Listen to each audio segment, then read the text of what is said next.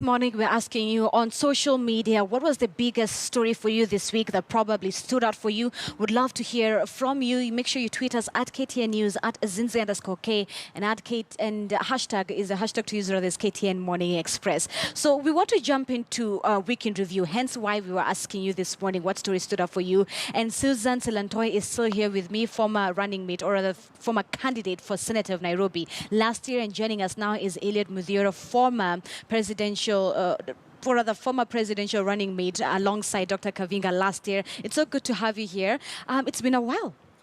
I'm glad that you extended this opportunity to me. I had to be here. I was involved in a situation this morning. I'm cycling, trying to get Kenyans to be conscious about taking charge. Wow. We have a traffic situation in Nairobi, especially. So sometimes when you cycle, number one, you get healthy and you get there on time. And then number two, 8,044 cases were filed in the fight against corruption in the last financial year. So we are cycling around Kenya for every case that was filed. That's a kilometer. So we are covering 8,044 kilometers. That's why Elliot Muthiora is cycling in Nairobi. And this morning I was trying to get here on that mode of transport, and somehow... But with the rains and the floods? The rains are good. They ensure that we have food, but again, I'm not made of mud or clay, or I'm not salt that I'll dissolve. Isn't that not making cycling harder? It does, but the benefits outweigh the cost. All right. Okay. So speaking of floods, Susan earlier was very passionate when I asked her what were the biggest topics, or the biggest thing that stood out for her this week, and she mentioned the floods. And this is the thing, second term has just started, or should I say now it will have to be postponed because of these floods. Susan, I want you to jump in because you were very quite passionate about it before we went on the break. Your thoughts in regards to that, because also Susan had mentioned that as a country we're not prepared. Yeah. So, in terms of the school calendar, it's just sad. I think sometimes we act as though we don't know what is happening. We don't know what is going to come, and we sit there oblivious of everything that is going to happen in the future. And then when it comes, we act surprised, like, oh my God, there are floods.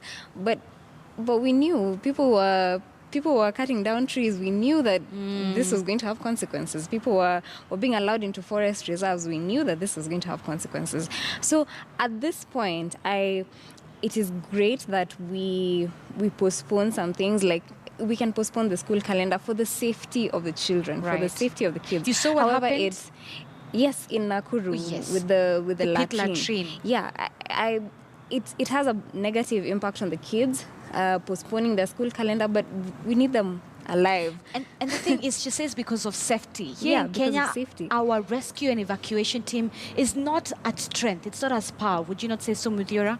Our response units? I totally agree. And it's about preparedness. You look at some of the places that have been marooned by floods. People have been evacuated, but we have nowhere to take them. So we are taking them from one calamity and getting them into another. Red Cross has already raised red flags that we are going to have diseases, cholera, and all these other sanitation-related diseases. It's a time that we need to do things properly. The meteorological department this time got it right. They said we will have severe rains and they'll be accompanied by floods. And nobody listened. And the thing is also, as Kenyans, it's where we also build our infrastructure. Mother Nature, even though you build an entire road or you build houses, Mother Nature is Mother Nature. You cannot bribe Mother Nature. When it rains, it rains. Yeah. Actually, you've talked about infrastructure, and I don't know if you've looked at the roads around the city. Like, most of the roads have potholes and they're completely damaged because of the rains. And then it puts into question, what quality of roads are we building? What quality of infrastructure are we putting up that it can be destroyed by rains? Aren't we supposed to invest in all-weather infrastructure that we won't keep building? Does it mean that every time it rains, we will keep recarpeting the roads and then we use more money to do this? Why can't we do it just once and be over and done with? Right. So proper investing into the infrastructure would also be good for us. Let's just jump straight into the State of the Nation in regards to unity. That handshake, or rather the apology by President Uhuru Kenyatta, and of course we also saw one from his deputy. Muthiora, what do you think that apology means for Kenyans?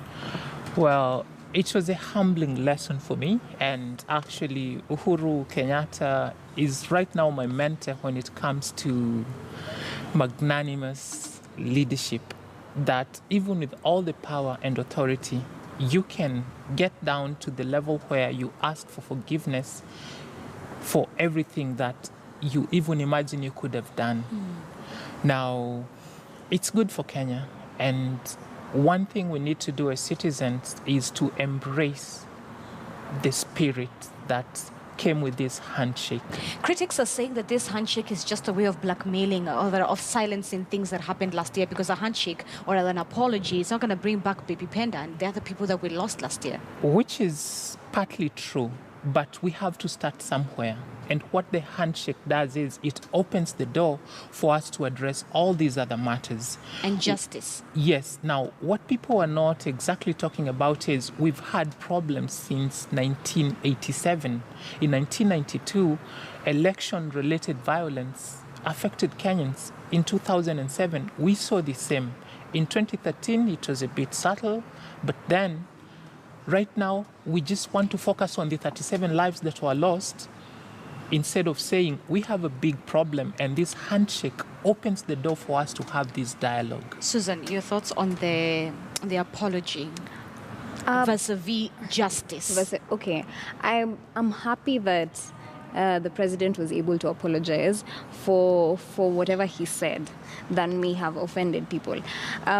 It's a good step that he was able to take. I, however, wished he would have apologized also for a few more things, for police brutality, for Cambridge Analytica actually, for stealing our data.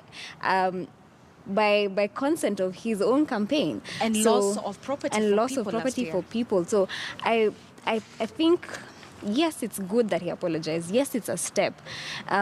Would he have apologized for more things? Absolutely. And I think more people would have probably, people who are like extremely on the NASA side would have probably warmed up to him a bit more if he only recognized the issues that they were facing at the time, and that was police brutality. So in fact, in addition to that, he actually praised the police force for a good job done. So it's neither here nor there for me. I think it's a step. It is a good step, but I feel like it should have been a lot more and encompassed a lot more things that other people are actually facing. Zinzi, let's look on the other side. Uhuru was on one side of the handshake. There is the other leader on the other side. He has not come forth to also offer an apology, and yet we all know the role he played, because he also played a part in the chaos that we had. It takes two to tango. Yes, so let's not be pessimistic. This is a move in the right direction. What needs to follow swiftly is action. We need justice, because without that, we cannot move forward. But how do you have justice for something that is not even pronounced as... I mean, how do you have justice for something that is not recognized? In fact, yes, Raila also owes us an apology as Kenyans for the part he took us through.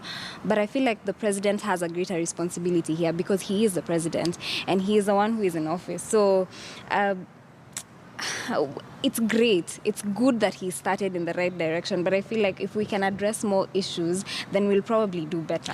All right, so Labour courts decided to rule in favor of Sosion, not Secretary General, saying that he should not step down. And we saw him yesterday saying that he will not step down until 2021 when his term comes to an end. However, his petition hearing will be on May 10th.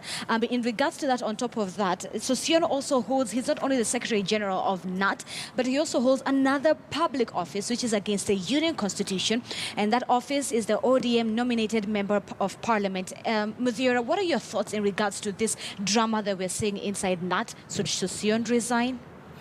This is a habit that Kenyans are starting to embrace, where we don't play according to the rules that are set.